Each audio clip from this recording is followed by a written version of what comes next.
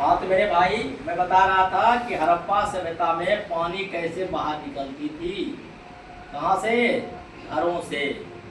तो मैंने क्या कहा, हड़प्पा सभ्यता का जो भवन होता था, भवन माने होता है मेरे भाई मकान।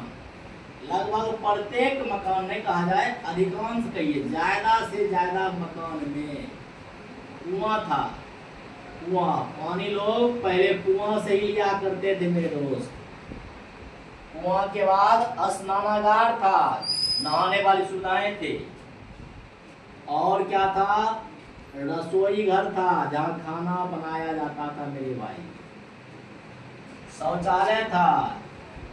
और यह बात तो आप समझ ही रहे हो, ये सब चीज था हड़प्पा सभ्यता।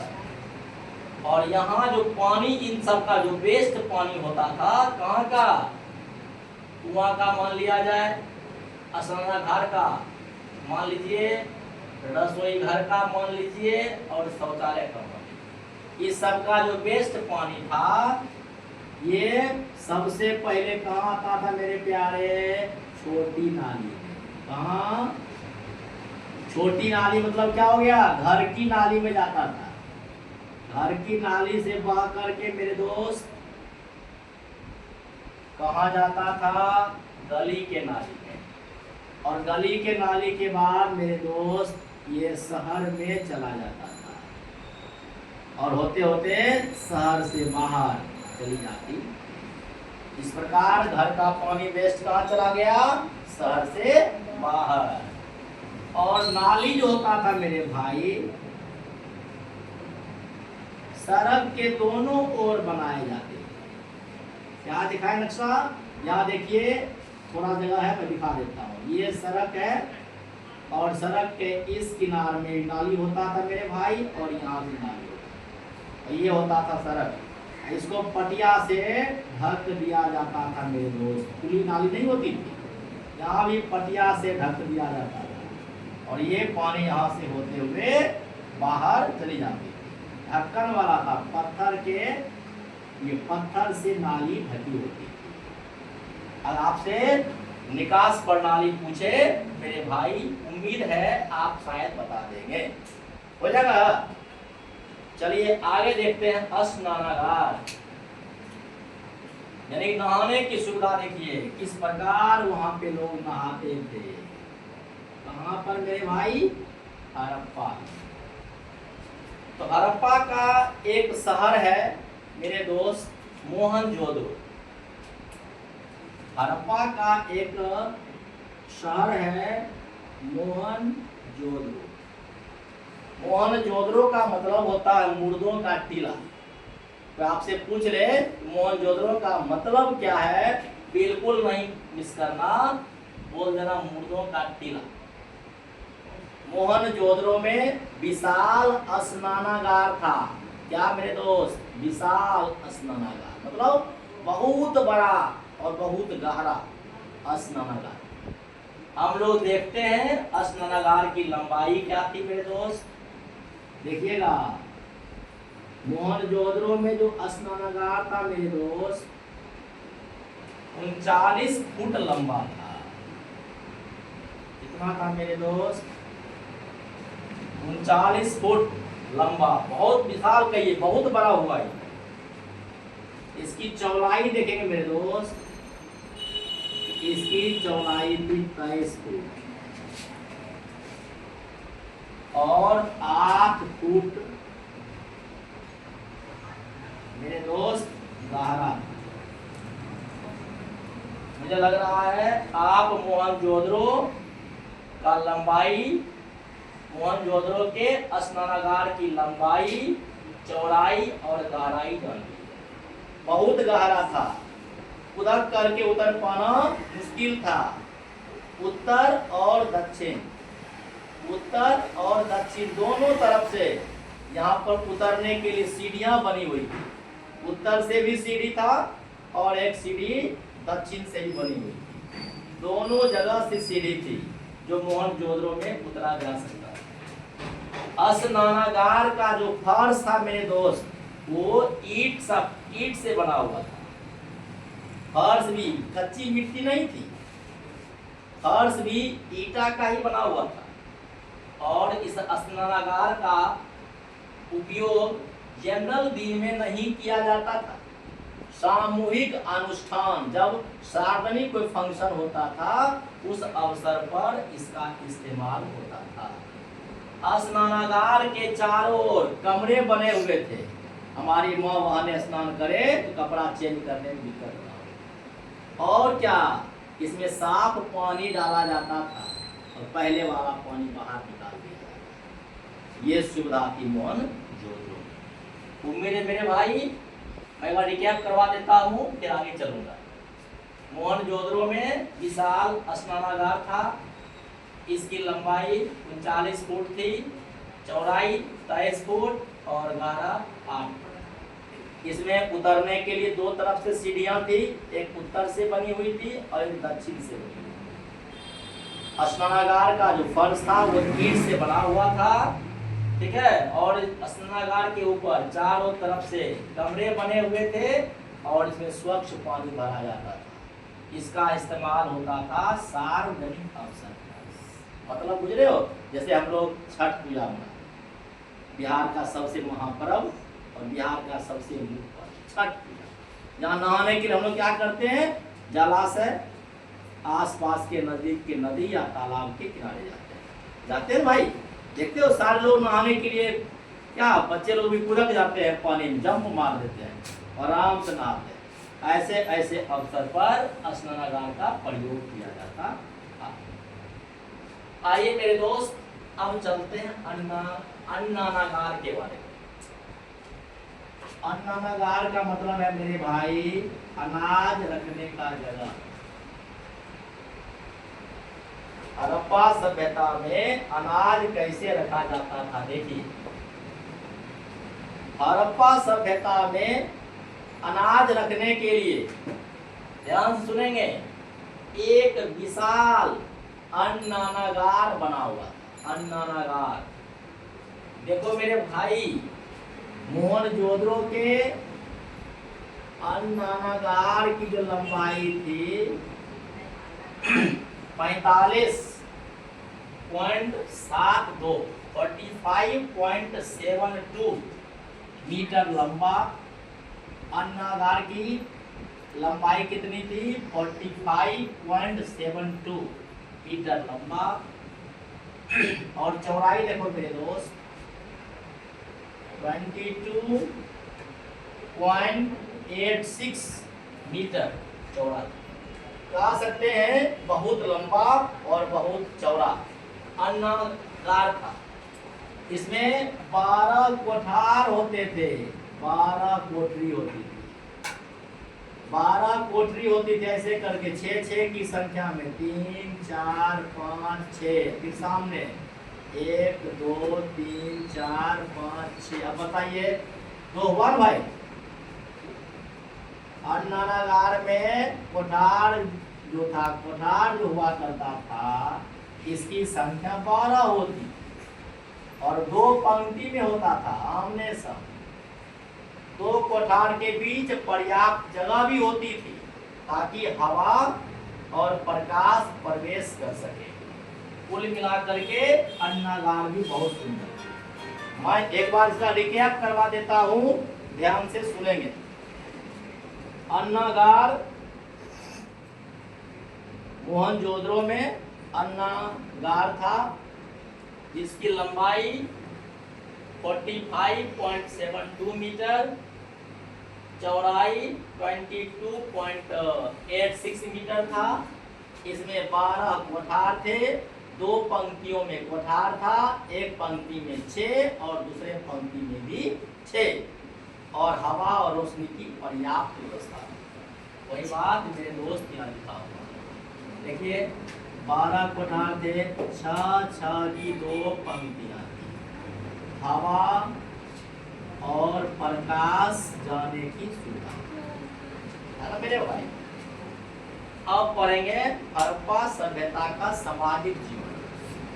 हड़प्पा सभ्यता का समाज कैसा था मेरे दोस्त। समाज बस कुछ नहीं करना है, थोड़ा दिमाग लगाइए। आज के समाज से हड़प्पा सभ्यता के समाज को जोड़ो। अभी दिमाग लगाइए, हम लोग जिस समाज में रहते हैं, क्या समाज में सिर्फ मांसाहारी लोग ही हैं क्या? मांस मुर्गा खाने वाले ही हैं क्या? या सिर्फ दूध दही खाने वाले ही हैं, या फिर दोनों हैं?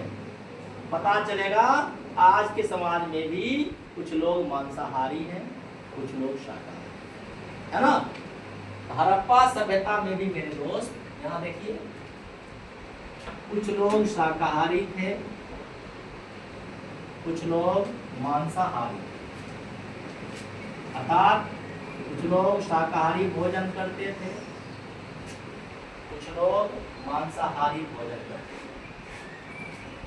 अभी का जो हमारा समाज है, आप देख रहे हो कि समाज में लोग सिला सिलाया वस्त्र पहनते हैं, है ना? हड़प्पा सभ्यता में भी हुआ, समाज में लोग सिले सिलाए कपड़े पहनते हैं। देखिए, जगह की थोड़ी कमी थी, कंटेंट टॉपिक बहुत ज़्यादा चैप्टर में हो गया, मैंने पॉइंट लिख दिया। इस सभ्यता के लोग भी सिले वस्त्र पहनते हैं, है ना मेरे दोस्त? अब देखिए, अभी भी आप देखोगे जिस समाज में हम लोग रह रहे हैं, इस समाज में कुछ लड़के, कुछ पुरुष वर्ग भी बाल प्रिय होते हैं। अभी प्रेजेंट में दिखाई देगा, लंबा लंबा बाल आपको कुछ लड़का देखोगे बड़े वाला बाल लगता है। लड़कियां भी देखिएगा, खैर लड़की का तो नेचुरल अधिकार है, लड़कियां बाल की शौकीन होती है। हड़प्पा सभ्यता में भी यही हाल था, कुछ पुरुष जो थे बाल के शौकीन थे, महिलाएं भी बाल की शौकीन थी, दोनों लंबे लंबे बाल रखते थे। और पुरुष जो हुआ करते थे, लंबी लंबी दाढ़ियां। आपको कुछ लड़का दिखाई देगा इसके गाल पर दाढ़ी, पता ही नहीं चलता वो हिंदू है कि मुस्लिम, समझ नहीं आ पाएगा, सेम पता चलता है। बाल दाढ़ी और लंबा लंबा मूंछ। हड़प्पा सभ्यता के पुरुष जो थे बड़ी बड़ी मूंछें रखते थे, दाढ़ियां भी लंबी लंबी रखते थे हड़प्पा सभ्यता के पुरुष। और बाल तो खैर दोनों, मेल और फीमेल दोनों रखते थे। और देखिए, हड़प्पा सभ्यता में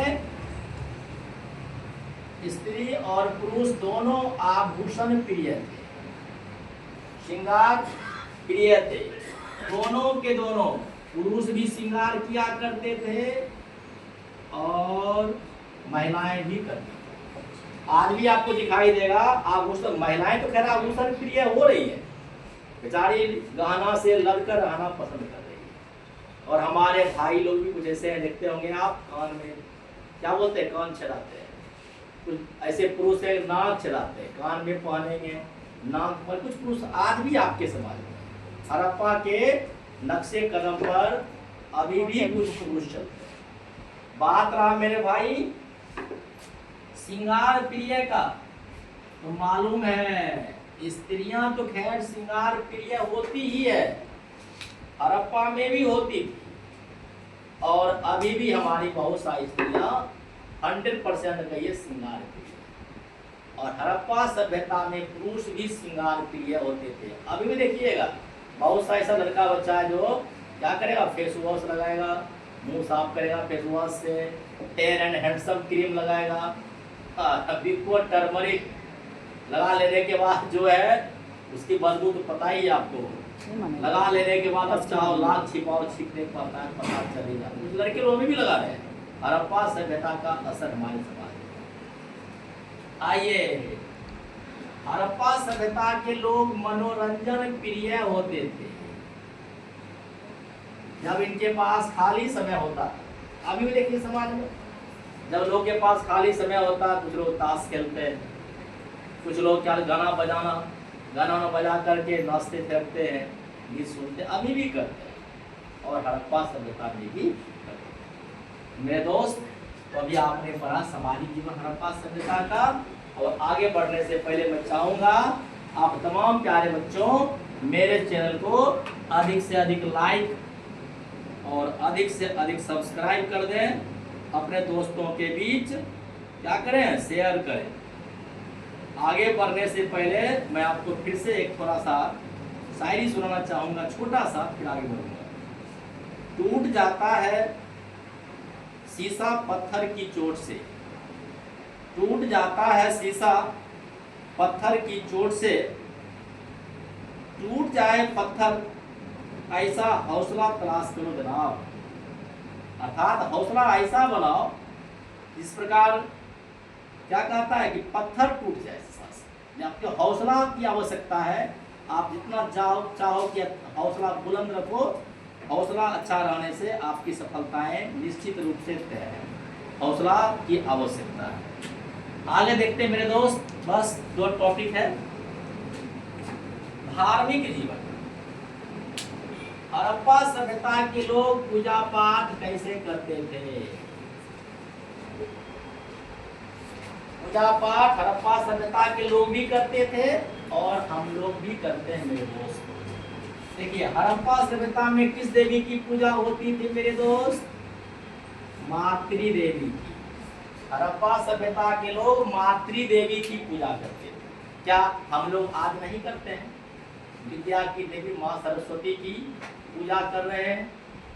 नवरात्रि में माता भवानी माँ दुर्गे की पूजा कर रहे हैं। माँ काली की पूजा कर रहे हैं।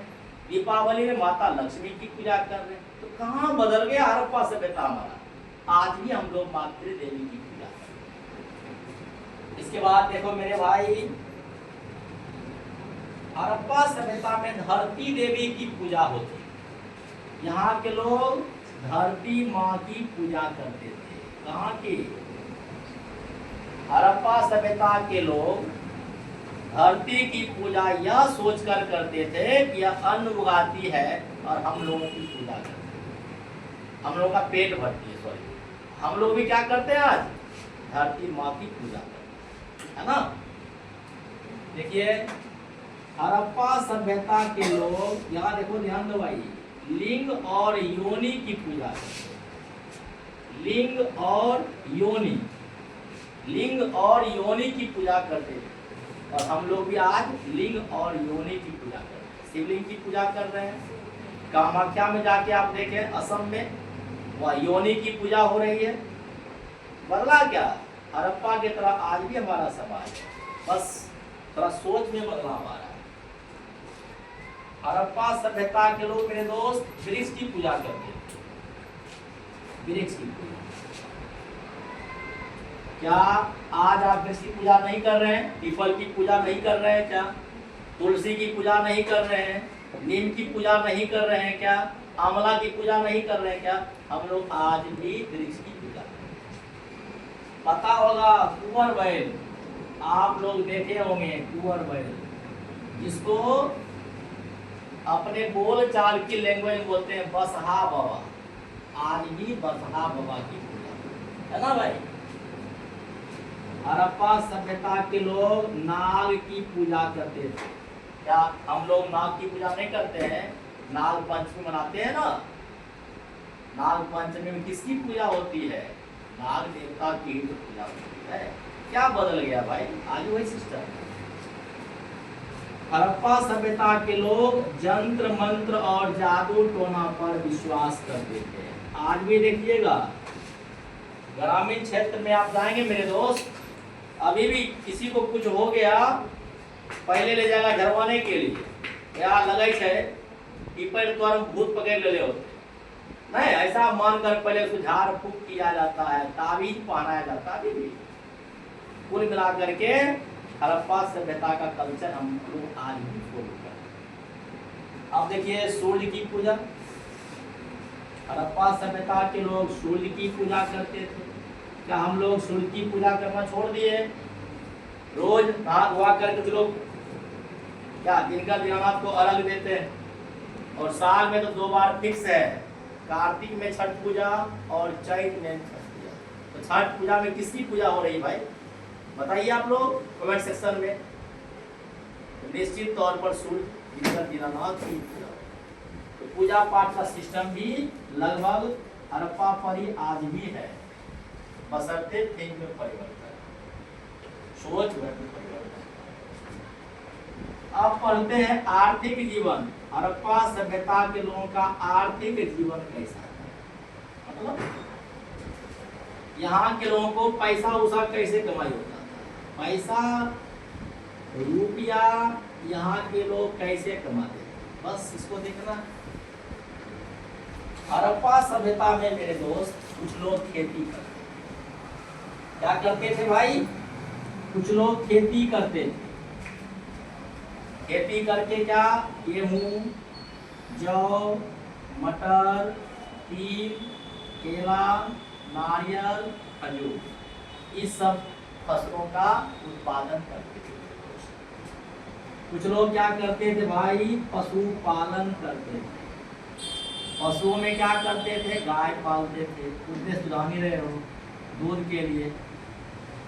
बैल पालते थे, भेड़ पालते थे, कुत्ता पालते थे, हाथी पालते थे। ये सारे लोग पशुओं के रूप में हड़प्पा सभ्यता में पालते थे। हड़प्पा सभ्यता के लोग कुछ उद्योग धंधा भी करते थे, जैसे कि पता होगा कपड़ा बुनने का कार्यक्रम। हड़प्पा सभ्यता के लोग कपड़ा बुनते थे, कपड़ा, और इस बुने हुए कपड़ा का व्यापार करते थे, है ना। हड़प्पा सभ्यता में कुम्हार लोग जो था, कुम्हार लोग अभी भी आप देखते होंगे, इसके पास एक चाक होता है, इसमें डंडा घुसा देगा और डंडा पूरा यूं ऐसे ऐसे चलाएगा और उस पर चुका चुकी वगैरह जो है वो बनाता है, अभी भी बना रहा है। जो हड़प्पा सभ्यता में कुम्हार लोग बर्तन बनाता है। हड़प्पा सभ्यता में जो सोनार लोग होता था वो सोना का बिजनेस करता था, तो सोना के साथ साथ बर्तन भी बेचता था। आपको भी कुछ सोनार ऐसे दिख जाएंगे मार्केट में, जिसके पास 2 in 1 दुकान होता है, बाहर में सोना और अंदर में बर्तन, दोनों चीज का बिजनेस होता है। ऐसा व्यापार हड़प्पा सभ्यता में चलता है। आइए मेरे दोस्त, लास्ट टॉपिक, हड़प्पा सभ्यता किस प्रकार की सभ्यता थी मेरे दोस्त? हड़प्पा सभ्यता कांस्य युगीन सभ्यता। हड़प्पा सभ्यता कैसी सभ्यता थी मेरे भाई? बोलोगे कांस्य युगीन सभ्यता थी। कैसे?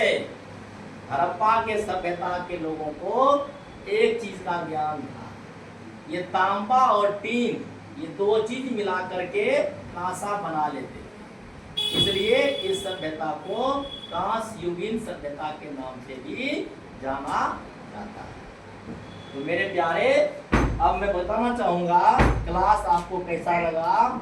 निश्चित रूप से अपने दोस्तों के बीच क्लास का रिपोर्ट आप मेरे कमेंट सेक्शन में देंगे, कमेंट करेंगे, और इस चैनल को अपने दोस्तों के बीच ज़्यादा से ज़्यादा शेयर करें, लाइक करें, सब्सक्राइब करें, और कैसा लगा कमेंट सेक्शन में लिखें।